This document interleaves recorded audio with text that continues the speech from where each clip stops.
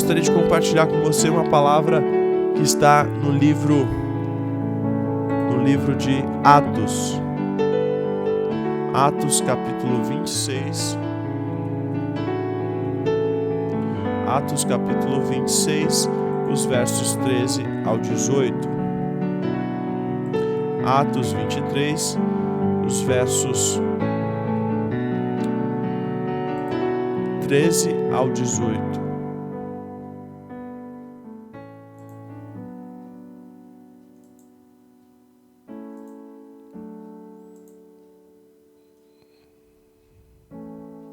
Por volta do meio-dia, ó rei, estando eu ao caminho, vi uma luz do céu mais resplandecente que o sol, brilhando ao meu redor e ao redor dos que iam comigo.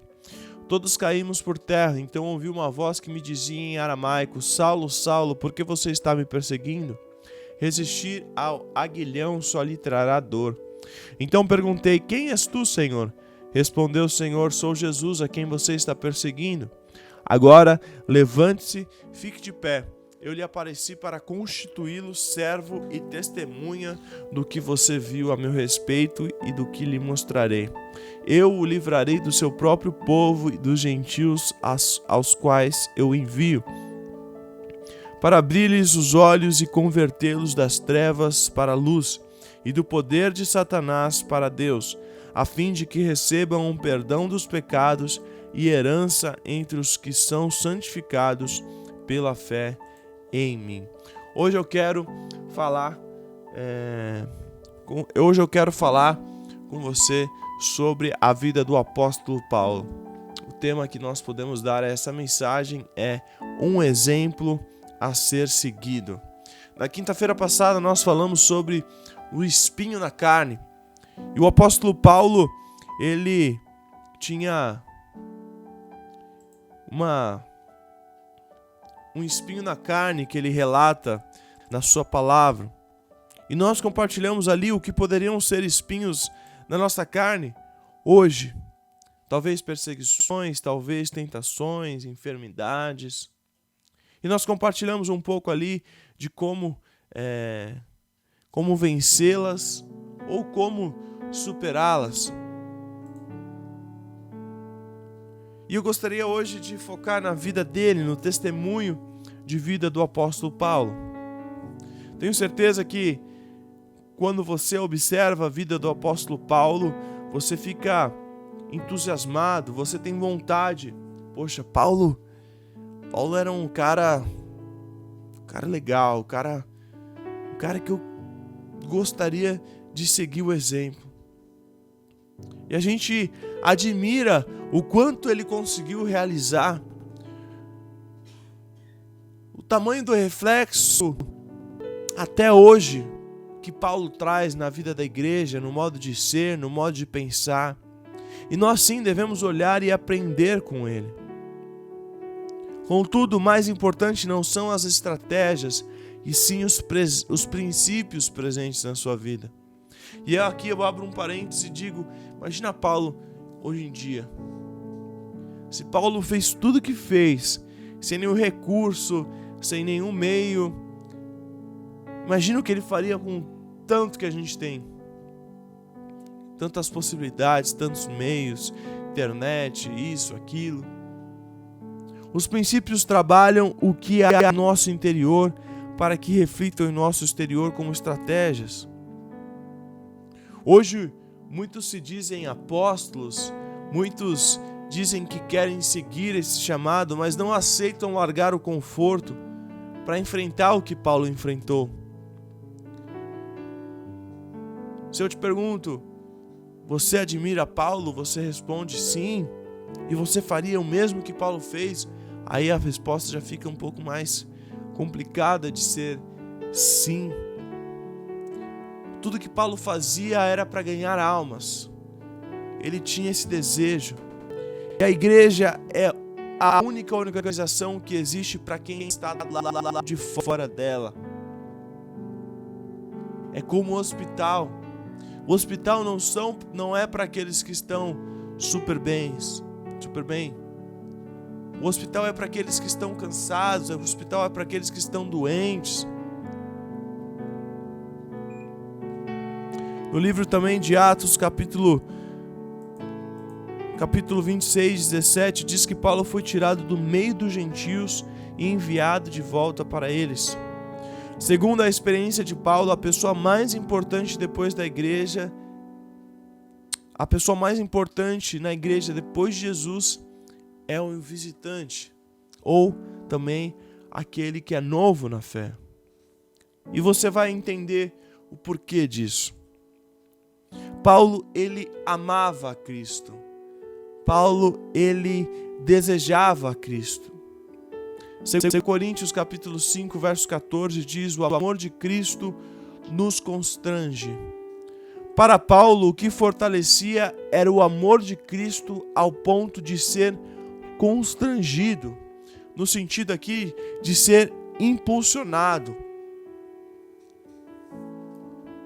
E eu não sei, talvez o que você entende por ser constrangido, mas você já parou alguma vez e reparou na atitude de alguém que fez algo muito legal? Eu estava recentemente numa situação, passando entre amigos, nós íamos para um lugar e era um local um pouco afastado. E tinha um casal de amigo nosso que não tinha condição. E eu lembro que todo mundo tinha investido muito dinheiro para fazer isso. E estava todo mundo meio descapitalizado ali, naquela situação. Até com um amigo nosso, ele infelizmente não ia conseguir ir. E ele chegou, mandou mensagem pra mim e disse: ó, o de fulano e de fulana, pode ficar tranquilo que já tá tudo pago. Aquilo pra gente foi, caramba. Aquilo nos constrangeu. Aquilo nos impulsionou. E de fato, a alegria do Senhor, ela deve ser a nossa força. Paulo, ele se fortalecia no amor de Cristo. Isso, esse testemunho que eu acabei de contar, fortalece a nossa fé, fortalece o nosso amor, fortalece a nossa vontade de querer fazer para as pessoas aquilo que também estão fazendo por nós, querer agradar a Deus. Sabe outra característica legal de Paulo? Paulo, ele não se envergonhava. Pois não me envergonho do Evangelho. Paulo nunca se envergonhava de Cristo, mesmo que antes fosse livre e depois fosse preso. Que tenha sido rico e agora estivesse pobre, ou em qualquer outra situação, Paulo, ele não se envergonhava de Cristo. Sabe por que eu e você também não devemos nos envergonhar? Porque o céu sabe que em nós há poder e Ele quer que nós o usemos. O inferno sabe que em nós há poder e Ele quer que nós esqueçamos disso. O mundo sabe que em nós há poder e Ele quer nos procurar para receber alívio. Por isso não podemos nos envergonhar de algo que todo mundo sabe. Eu vou repetir. O céu sabe que em nós há poder e Ele quer que nós usemos esse poder. Mas o inferno, em contrapartida, sabe que em nós há poder também e quer que nós nos esqueçamos disso. O mundo sabe que em nós há poder e quer nos procurar para receber alívio. Não se envergonhe do Evangelho de Cristo. Fale desse Evangelho. Pregue esse Evangelho. Faça o que for, mas fale de Jesus. Pregue a palavra de Jesus. Ganhe almas para Jesus. Paulo, ele supervalorizava o Evangelho. Em nada considero a vida preciosa para mim mesmo. Por isso é difícil você ver uma pessoa como o apóstolo Paulo. Ele dava tanto valor, ele entregava tanto amor àquilo que ele fazia, que ele tinha o Evangelho superior à sua própria vida. Ele tinha necessidade de retribuir a sua salvação. Ele, caramba, olha de onde me tirou Cristo, olha o que eu faço agora. Ele tinha como necessidade retribuir aquilo que Deus tinha feito para ele. Existe um evangelista que diz, William Carey, meu negócio é falar de Jesus. e conserta os sapatos para pagar as contas. Esse é o foco.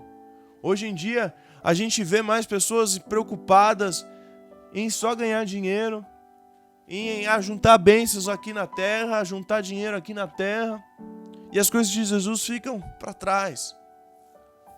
O seu relacionamento pessoal com Deus fica para trás, e principalmente o seu evangelismo. Alcançar pessoas, falar de pessoas.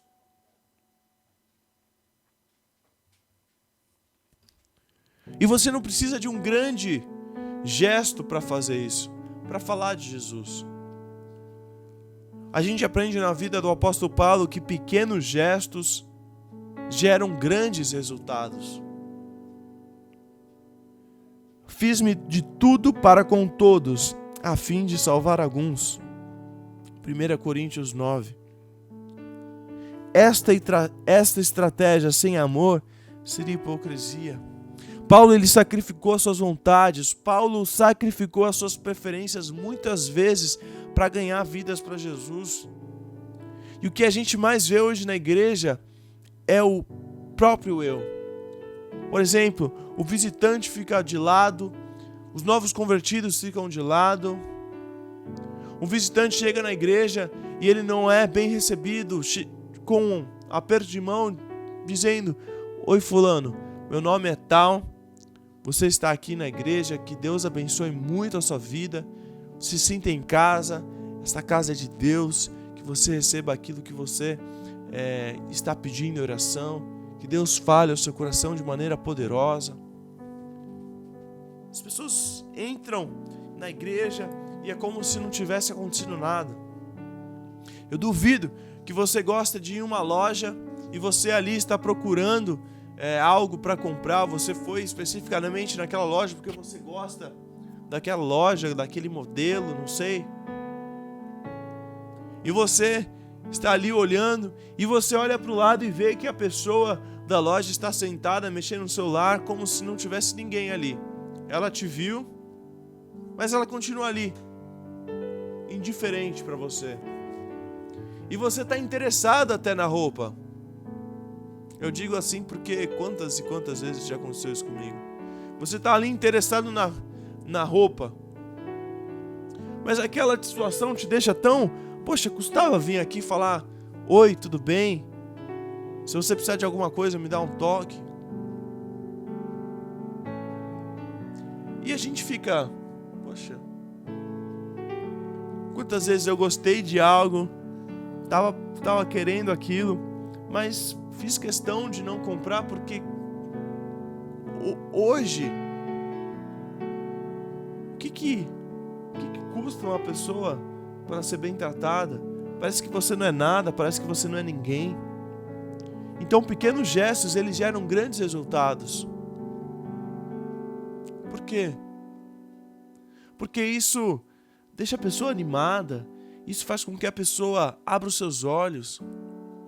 Meu irmão, você que está me ouvindo, próxima vez que você estiver na sua igreja, olhe ao redor dela, sente onde você gosta de sentar e comece a olhar ao redor dela. Comece a ver quem está lá. Ah, ali está o fulano, sempre está aqui. Olha ali meu irmãozinho, glória a Deus. Olha ali minha irmãzinha, glória a Deus. Opa, tem um rapaz ali que eu nunca vi aqui na igreja. Tem um rapaz ali que parece ser novo aqui na igreja. Levante da sua cadeira, vá até ele, coloca a mão assim no ombro dele e fala: meu irmão, minha irmã, seja muito bem-vindo. Deus abençoe muito a sua vida. Que a palavra de Deus possa falar ao seu coração. Se você precisar de alguma coisa, me procura, fala comigo, meu nome é tal. Depois a gente conversa. Que Deus te abençoe muito, seja muito bem-vindo, viu? Quanto tempo eu gastei aqui, meu irmão? Acredito que 30 segundos, 20 segundos, 40 segundos no máximo. Meu irmão, pode ter certeza que esse pequeno gesto de 40 segundos no máximo, em que você deu um sorriso para uma pessoa que veio pela primeira vez na igreja, que você trouxe algumas palavras para aquela pessoa, vai fazer uma diferença muito grande na vida dela. Experimente fazer isso. Experimente fazer isso. Chegou um tempo de parar de chegar e sentar na igreja simplesmente para bater cartão. Estou sentado aqui na igreja e vou esperar o de sempre. Não, seja a igreja. Está na hora de mudar o pensamento, está na hora de achar que o outro faz, fulano faz, faça você. Se você acha que está ruim isso, comece a fazer. Porque pastor tem que mudar isso, tem que fazer aquilo. Se você acha que está ruim, meu irmão, levanta da sua cadeira, vai fazer alguma coisa. Pequenos gestos geram grandes resultados, geram grandes significados. É preciso parar com o pensamento pequeno. Devemos nos esforçar para ganhar vidas. Mesmo que seja uma pessoa, devemos nos esforçar, devemos fazer de tudo para ganhar vidas. O apóstolo Paulo, ele não se importava com números, mas com qualidade, que consequentemente gera quantidade de almas para Cristo. Faça pequenas coisas, mas essas pequenas coisas vão gerar um grande significado espiritual. Está na hora de acordar, igreja. Está na hora de parar de achar que é simplesmente vir aqui no culto, sentar, esperar que o Senhor fale no seu coração algo, uma resposta e fim. Comece a perceber também as pessoas que estão ao seu lado. Ajude uns aos outros. Converse um com os outros. Pequenos gestos. Me lembro da história da ministra Damares. E ela, no testemunho dela, ela conta que ela foi violentada quando era criança. E ela, antes de ser violentada, ela contava que era uma criança muito feliz. E isso que eu estou contando é muito sério. E ela contava que ela era muito feliz. Ela sentava no primeiro banco, sorridente, alegre. Até que aconteceu a situação na vida dela, que ela foi violentada. E ela começou a se retrair. Começou a sentar na segunda fileira. Aquele sorriso não era mais o mesmo. Aí depois começou a sentar no meio da igreja. Aquele sorriso não era mais o mesmo. Começou a sentar na última fileira, sem sorriso nenhum. E ela conta que ninguém chegou para ela e perguntou: Damares, o que está acontecendo? Por que você está assim? Por que você está sentando agora aqui atrás? Por que você não está sorrindo mais? Por que você está com essa cara triste? Aconteceu alguma coisa? Vamos conversar. Quero te ajudar.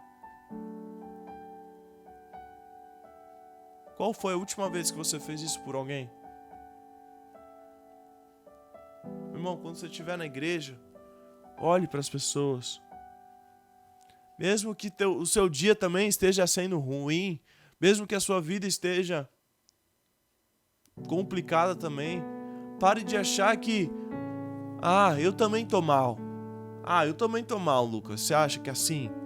Também tô precisando. Comece por você. Pequenos gestos geram um grande significado espiritual. O apóstolo Paulo, ele era humilde.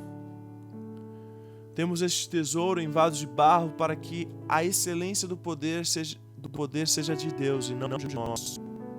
Paulo pregava e criava uma igreja. E depois escrevia pedindo orações em seu favor. Ele era humilde. Missão e evangelização não são para sabidos e entendidos, e sim para pessoas simples. Se o crente estiver cheio de Deus, ele estará vazio de si mesmo e transbordará do evangelho. Não há como glorificar a Deus exaltando-se a si mesmo, porque Deus não divide a sua glória com ninguém. Seja humilde. O que tem sido mais importante em sua vida, meu irmão? Hoje a mensagem é uma reflexão a respeito de como você tem sido. Que tipo de cristão você tem sido? E essa palavra se encaixa a mim. Tudo que eu disse, tudo que eu falo aqui, falou primeiro comigo. Coisas que eu sei que eu preciso melhorar, coisas que eu sei que eu preciso tratar. A gente precisa parar de ver a igreja simplesmente como algum lugar que a gente vem e a gente só recebe. Eu e você, nós temos que ser igreja também. Qual foi a última vez que você perguntou para o irmão que você vê todo domingo, você vê toda terça-feira no culto de oração, que você vê toda quarta-feira, toda quinta-feira? Meu irmão, você está bem? Você precisa de alguma coisa? Posso orar por você em alguma área específica? Eu não sei o que você pode fazer. Mas sabe, ser agradável, ser companheiro, ser ajudador, acompanhar pessoas, eu não sei. Posso fazer uma visita? Vamos conversar essa semana, vamos tomar um café. Quando eu gosto de sair com meus amigos ou com as pessoas que a gente acaba ajudando, que a gente acaba conversando, aconselhando, eu sempre chego para eles e falo, vamos tomar um café, vai. Chame alguém, vamos tomar um café. Vamos conversar. O que está passando lá? O que está acontecendo? Eu posso te ajudar. O que tem sido mais importante em sua vida? Talvez, se eu perguntasse se você gostaria de ser como o apóstolo Paulo, a sua resposta seria na exata, como eu disse no começo, sim. Mas se eu te perguntasse se você estaria disposto a pagar o preço da renúncia que ele pagou para ser o que ele foi, você pensaria um pouco mais para responder. Ou talvez você reconheceria a nossa dificuldade em deixar muitas coisas para lá e fazer a obra de Deus e fazer a vontade de Deus. Existem homens que nos inspiram, graças a Deus por eles. A gente teve o aniversário no sábado e foi maravilhoso, foi incrível o que Deus fez ali naquele lugar. E as pessoas, elas costumam nos chamar, conversar, agradecer.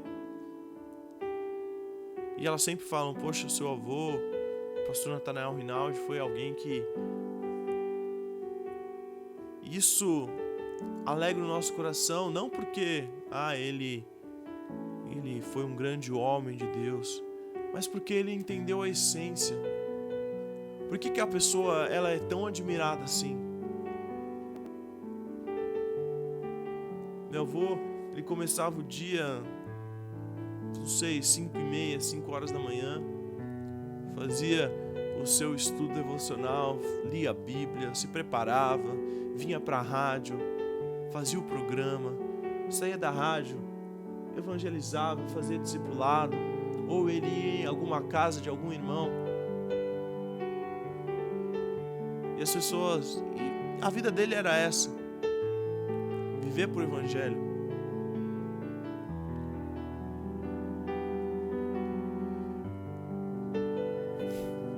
E eu fico pensando, poxa, realmente é um homem foi um homem diferente, foi um homem que entendeu o chamado, foi um homem que entendeu o que é ser igreja.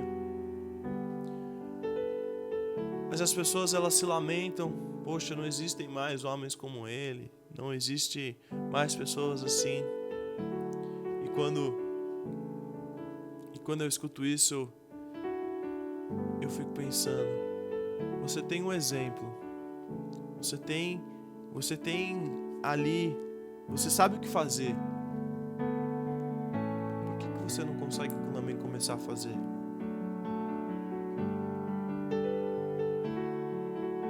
Eu tenho procurado dedicar minha vida para fazer as coisas de Deus. Tenho procurado dedicar minha vida para ajudar pessoas, para aconselhar pessoas, para evangelizar na internet. Você vê às vezes eu postando algum vídeo, não é porque eu quero aparecer, não é porque eu quero mostrar, é porque eu quero tentar fazer a diferença. Quero tentar levar a palavra de Deus a alguém que no dia, na semana estiver passando por alguma situação difícil. Você tem a fórmula, você sabe o que fazer. Vamos começar a fazer. vamos fazer. O apóstolo Paulo é um exemplo a ser seguido. Que Deus te abençoe, em nome de Jesus.